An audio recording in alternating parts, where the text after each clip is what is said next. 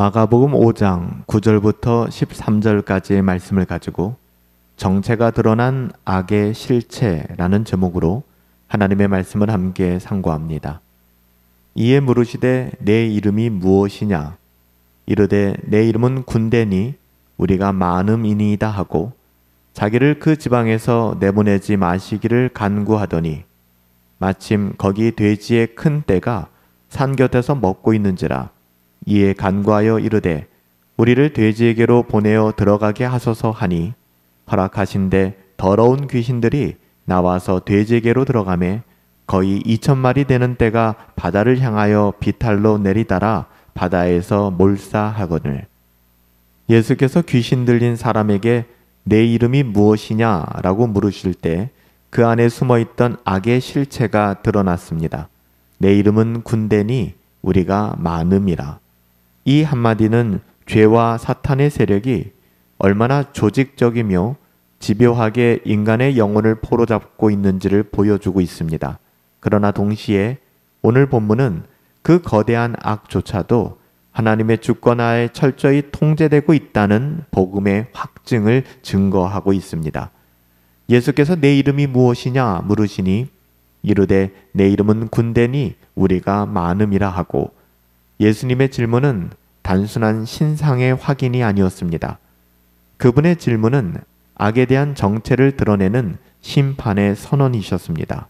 군대, 레기온이라는 이 말은 로마 군단을 가리키는 말로 대략 6,000명 정도 규모의 병력을 의미하는 말입니다. 그러니까 이 한 사람 안에 수많은 귀신들이 자리 잡고 있었다는 것을 분명히 성경은 증언하고 있습니다. 이는 곧 죄의 세력이 개인의 의지를 압도하는 전면적 타락 상태로 이끌었음을 잘 보여주고 있는 대목이죠. 죄는 단순히 나쁜 습관이 아닙니다. 인간의 전 존재를 점령한 영적 세력의 지배라는 거예요. 레기온, 군대 귀신이 집혔다는 것이죠. 그 결과 인간은 자신 안에 악을 제어할 능력을 상실하게 됩니다. 마귀의 종이 되는 거예요. 스스로 벗어나려고 노력하지만 더 깊은 속박으로 끌려 들어갈 뿐입니다. 우리의 어떠함으로는 여기서 빠져나올 도리가 없다는 거예요. 그래서 여러분 믿음으로 예수 그리스도를 바라보셔야 합니다. 붙드셔야 합니다. 주의 은혜가 아니고서는 우리를 자유케 할 수 있는 것이 아무것도 없다는 거예요. 그리스도께서 그의 이름을 물으셨을 때 그 악은 자신을 감출 수가 없었습니다. 악의 실상은 있는 그대로 드러났습니다. 진리가 비추어질 때 거짓은 반드시 그 정체를 드러내게 되어 있습니다. 하나님의 말씀이 인간의 내면에 비추어질 때 숨겨진 죄의 실체가 폭로되는 것과 같은 것이죠. 하지만 이것이 정죄가 아니라 회복을 위한 과정이라는 것을 우리는 잊지 말고 기억해야 합니다. 우리가 하나님의 말씀을 들을 때 하나님의 뜻을 알게 될 때 마음이 불편할 수 있습니다. 이것은 우리를 정죄하는 것이 아니라 돌아오라는 거예요. 회복을 위한 과정이라는 사실을 우리는 기억해야만 합니다. 그분이 악의 실체를 드러내시는 것은 우리를 멸망시키려 함이 아니라 우리를 구원하시려는 하나님의 뜻이 담겨져 있다는 것이죠. 그래서 거라사인 광인에게 예수님께서는 내 정체가 무엇이냐? 광인에게 물은 것이 아니죠. 그 안에 있는 마귀, 그 안에 있는 귀신들에게 예수님께서 꾸짖어 말씀하신 것입니다. 회복시켜주기 위하여. 많은 귀신이 예수께 간구하여 자기들을 그 지방에서 내보내지 말라 하더니 이에 간구하여 이르되 우리를 돼지에게로 보내어 들어가게 하소서 하니 이 장면에서 드러나는 악의 실체는 참 흥미롭습니다. 악령들은 그 어떤 폭력도 행사하지 않은 채 오히려 예수께 간구하고 있죠. 그들은 자율적으로 움직이지 못합니다. 주님의 허락이 없다면.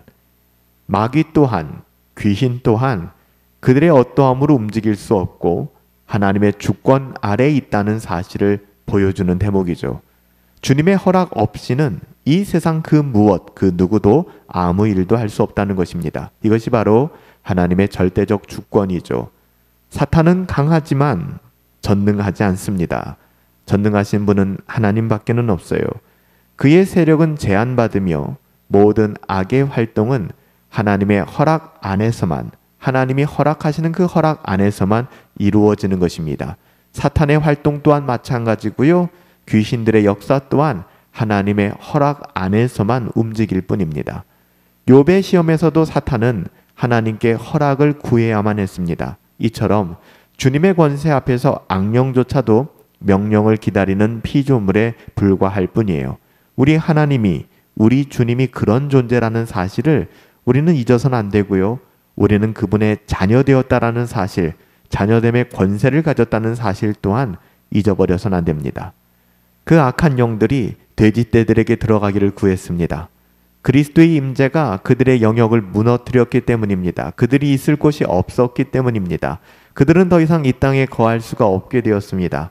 하나님의 나라가 임하게 되면 어두움은 그 자리를 잃게 되는 것입니다.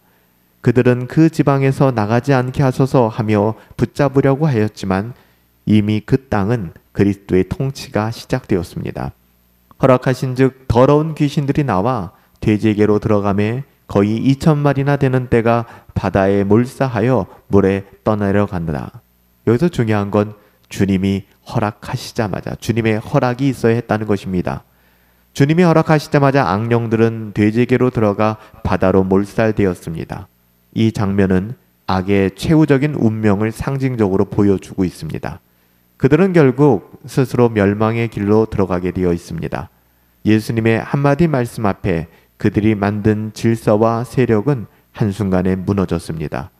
바다는 유대적 상징에서 혼돈과 심판의 자리를 의미합니다. 따라서 돼지떼의 몰사는 악의 세력이 심판의 바다로 쓸려 들어가는 종말론적인 예표로 드러나고 있는 거예요. 이처럼 주님의 말씀은 창조를 이루시는 동시에 심판을 행하십니다. 그분의 허락하심은 곧 끝내심을 의미하는 거고요. 사탄의 활동조차도 하나님의 뜻을 거스를 수 없으며 결국 모든 악은 하나님의 의로운 통치 안에서 자멸의 결과를 맞게 될 것입니다. 악의 실체는 드러나야만 무너지게 되어 있습니다. 지금도 악의 실체는 우리 안에 감추어져 있습니다. 하나님의 말씀이 우리 마음밭에 비추일 때 비로소 악의 실체가 드러나는 것이고요. 그때 우리는 회개해야만 하는 것입니다. 그리스도의 말씀은 어두움을 비추며 감추어진 죄와 악의 정체를 폭로합니다. 여러분, 그러나 두려워할 필요가 없습니다. 왜냐하면 악은 결코 주님의 통치 밖에 있지 않기 때문에 그렇습니다. 귀신이 간구하고 주님이 허락하시며 결국 그들은 멸망의 바다, 자기가 속한 곳으로 돌아가게 될 것입니다. 이는 하나님의 나라가 이미 세워졌다는 확증이기도 합니다. 내 이름은 군대니 우리가 많음이라. 이 고백은 악의 세력을 드러내지만 동시에 그들의 한계를 폭로하는 것입니다. 그리스도의 말씀 한마디면 그 군대도 무너지게 될 것이고 사탄도 무릎 꿇게 될 것입니다. 그분 안에서만 참된 자유와 평안이 있기 때문입니다. 살아계신 아버지 하나님, 악의 정체는 하나님의 말씀을 통하여 드러남을 믿습니다. 그래서 우리는 말씀을 상고하고 묵상하며 가까이 해야 하는 것입니다. 하나님의 말씀이 우리의 영혼과 우리의 양심을 두들길 때에 그 악의 실체가 드러날 때 하나님 정죄감에 빠지는 것이 아니라 회개하고 돌아오게 하옵시고 하나님의 은혜를 깊이 누릴 수 있도록 우리에게 믿음을 더하여 주옵소서. 믿음이 아니고서는 이 일이 불가능하오니 살아계신 주님, 우리에게 믿음을 더하여 주옵소서. 존귀하신 예수님의 이름으로 기도하옵나이다. 아멘.